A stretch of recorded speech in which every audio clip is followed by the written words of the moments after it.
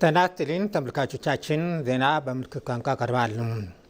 የኢትዮጵያና የአሜሪካ ግንኙነት ጠላት እንደሚመኘው የአምስተኛ ረድፍ ሰዎች እንደሚቀምጡት ሳይሆን ወደ ላቀ ደረጃ ተሸጋግሯል። ከሰሞኑ የአሜሪካ ምክትል ውጭ ጉዳይ ሚኒስትር ክሪስቶፈር ላንዳውና የዩኤስ አሜሪካ እዝ አዛዥ ጄኔራል ዳግቪን አንደርሰን የተመራ ከፍተኛ ልዑክ በኢትዮጵያ ያደረገው ቆይታ በቀጠናው የኢትዮጵያ ተፈላጊነትን አሳይቷል። The importance of Ethiopia, not only as a country in its own borders, but as really a very important force in the region. ከዚህ ምስክርነት ጀርባ መፈለግ አለ። ከዚህ ማረጋገጫ ጀርባ ግልጽ ኃይል አሰላለፍ አለ። ከምክትል ሚኒስትሩ ንግግር ጀርባ የመናገር ብቻ ሳይሆን የማድመጥ ፍላጎት አለ።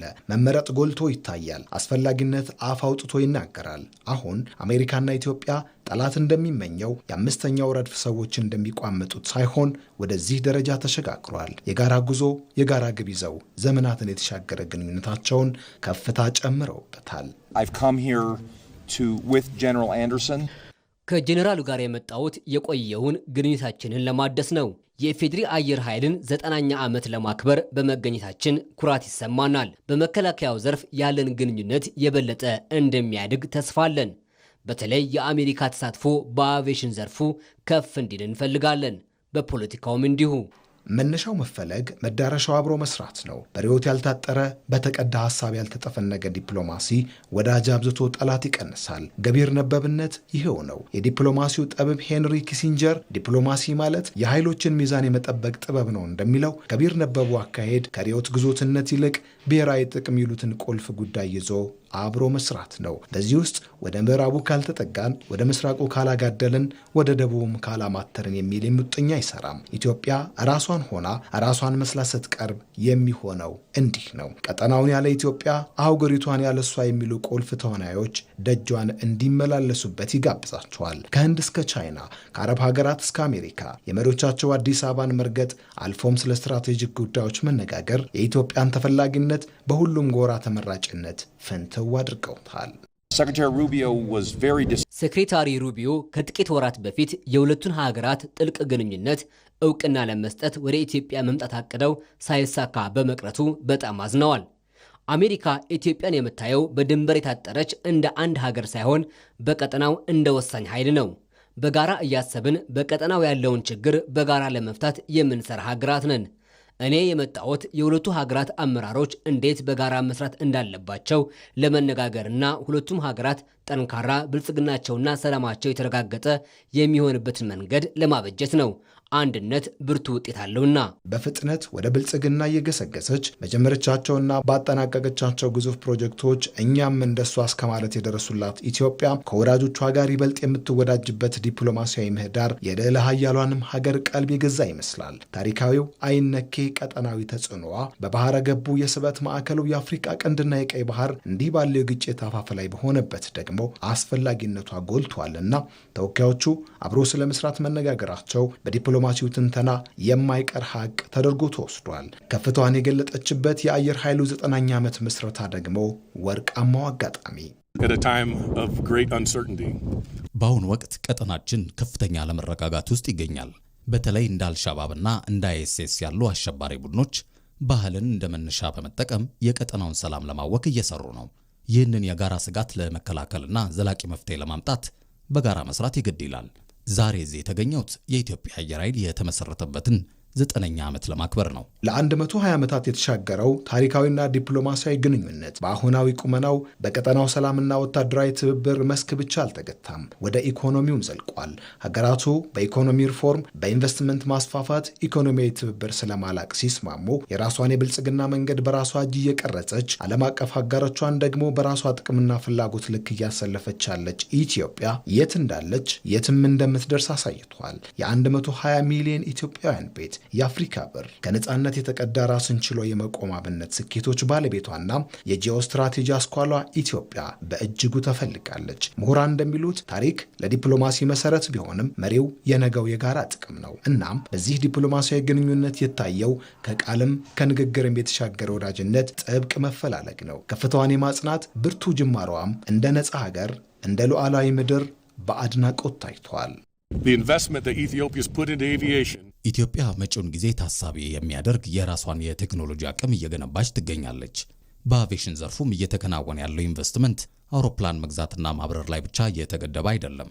ይልቁንም የጥገና አቅምን ማሳደግ፣ የቴክኖሎጂ ሽግግርን ማፋጠንና የተሻለ ምርትና ጥራትን ማረጋገጥ ላይ ያተኮረ ነው። ይህ ጠንካራ ስራ ለቀጣዩ ትውልድ አዲስ ተስፋን የሚሰጥ ነው። እኛም በዚህ ታሪካዊ ሂደት ውስጥ የራሳችንን አዎንታዊ ሚና ለመወጣት ዝግጁ ሆነን እዚህ ተገኝተናል።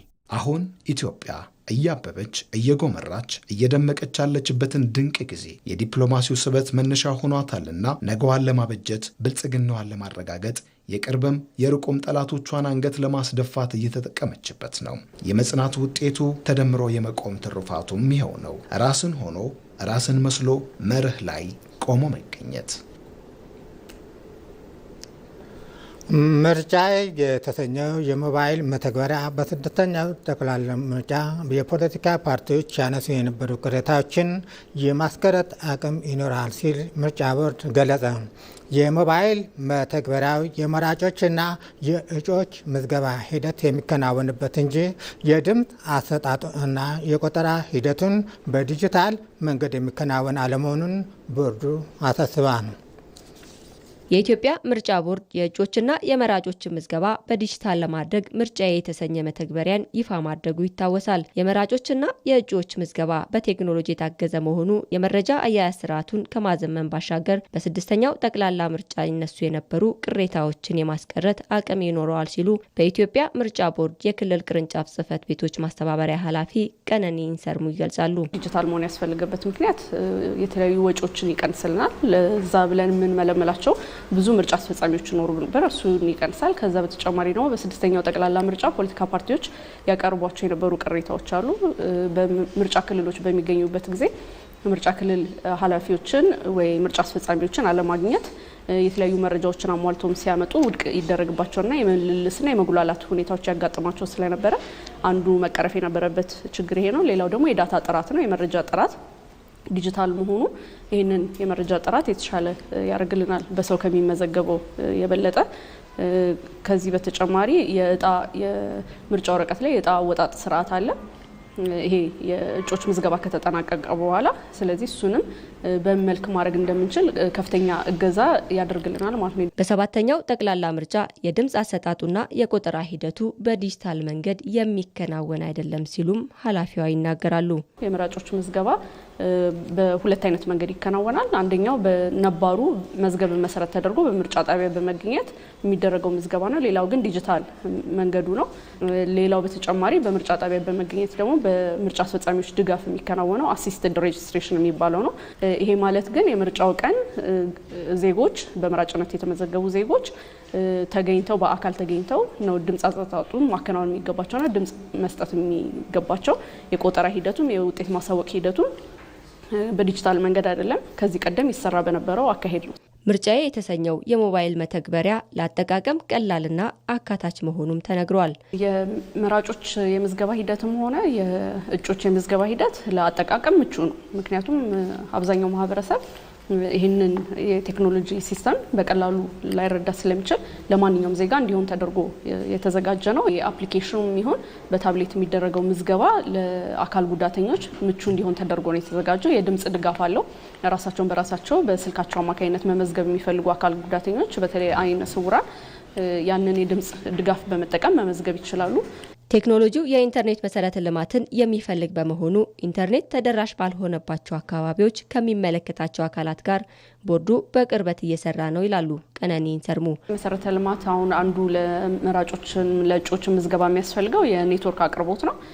እሱም በተመለከተ ደግሞ ከሚመለከታቸው ተቋማት ጋር ቦርዱ ተከታታይ ግንኙነቶችን እየፈጠረ የማጠናከር ስራዎች እገዛ የማድረግ ስራዎችን በመስራት ላይ ይገኛል። በሂደትም ይቀጥላል። ያው ሲስተሙ አዲስ እንደመሆኑ አንፃር እኛም ፖለቲካ ፓርቲዎችን ይህንን ሂደት አብረን ነው እየሄድን ያለ ነው።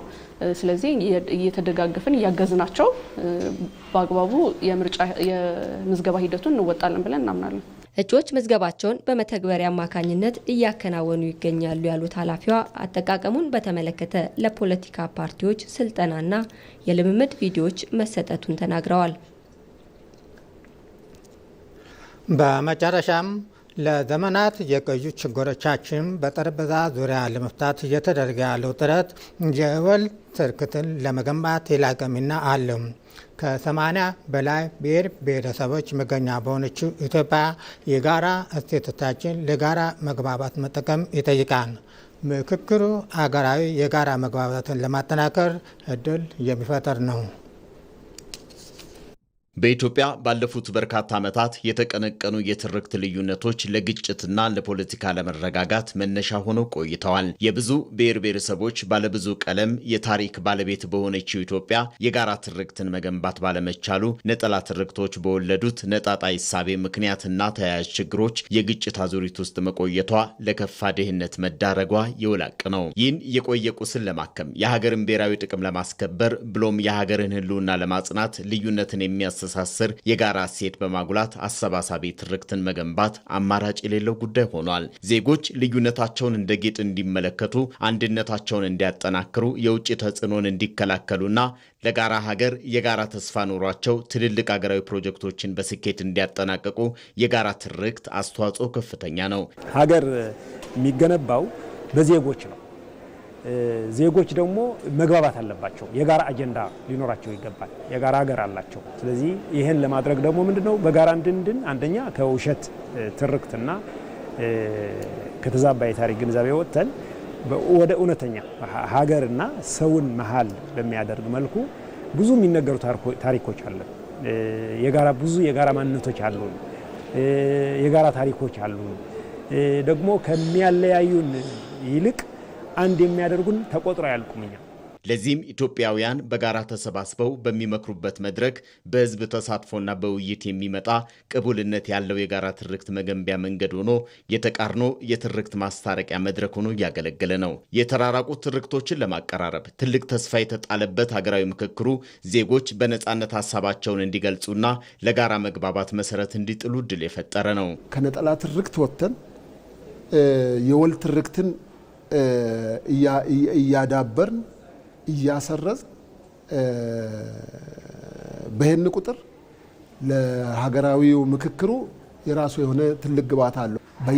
በየሀገሩ በርካታ መድረኮች ተፈጥረው እየተሰበሰቡ ያሉ ትልቅ የሀገራችን ግብአቶች፣ መልካም ነገሮቻችን እነኚህ ለወል ትርክቱ ትልቅ ግባት ነው የሚሆኑት። የምክክር መድረክ በታሪክ ሂደት የተፈጠሩ ቅሬታዎችን በንግግር በመፍታት ለጋራ የወደፊት ጉዞ የጋራ መግባባትን ለመፍጠር የሚያግዝ ነው። በመሆኑም አሰባሳቢ ትርክት የተለያዩ ታሪኮችን፣ ባህሎችንና እሴቶችን የሚያካትት፣ የትላንት ድሎችን የሚያከብር፣ ስህተቶችን በሚዛናዊነት የሚያርም በመሆኑ ዘላቂ ሰላምን ለማረጋገጥና የዲሞክራሲ ስርዓትን ለመገንባት የሚረዳ ነው። እያንዳንዱ ኢትዮጵያዊ ይሄ የሀገራዊ ምክክር ነገር የኔ ነው፣ የኔም ኃላፊነት ነው፣ ለኔም ጥቅም ነው ብሎ ማመን አለበት ማለት። የተስማማንበት ሁሉም ኢትዮጵያዊ በአንድ ቋንቋ የሚገልጸውን ነገር ይሰጠናል። ያ ማንነት፣ ያ ትርክት የሀገራችን መገለጫ የወል ማንነትና የወል ትርክት ሆኖ ይቀጥላል። ያለ አሰባሳቢ ትርክት የውጭ ተጽዕኖን መመከት፣ የውስጥ አንድነትን ማጠናከር፣ በዓለም አቀፍ መድረክ ተወዳዳሪ መሆን አይቻልም። ትልቅ ሀገር ለመገንባት አሁን በተያዘው መንገድ ትልቅ ስኬት ለማስመዝገብ ምን ይጠበቅብኛል የሚለው አንደኛ እቺ የራስ ብቻ ከሆነች አካባቢያዊ ከሆነች ወገናዊ ብቻ ከሆነች እይታ መውጣትና ትልቁን ስዕል ማየት ያስፈልጋል። መንገዱ ክፍት ነው። ለሀገሩ ለኢትዮጵያ ሰላም፣ ለኢትዮጵያ አንድነት የሚፈልግ ሰው ኑና እንመካከርና አንድ ሆነን ይሄ ሀገር ሁላችን ስለሚበቃ ለልጆቻችን እናስረክም ነው ብለው ታሪካችንን የምናይበት መነጽር የወደፊት ጉዟችንን የሚወስን በመሆኑ በህዝብ ተሳትፎ በሀገራዊ ምክክር የሚገነባው የጋራ ትርክት ሁሉን የሚያቅፍ ኢትዮጵያዊ ማንነት ለመገንባት መሰረት ለቆየ ቁስል የሚሆን ፍቱን መድኃኒት ነው። ዜናው አበቃ። ከቀሪ ፕሮግራሞቻችን ጋር መልካም ቆይታ።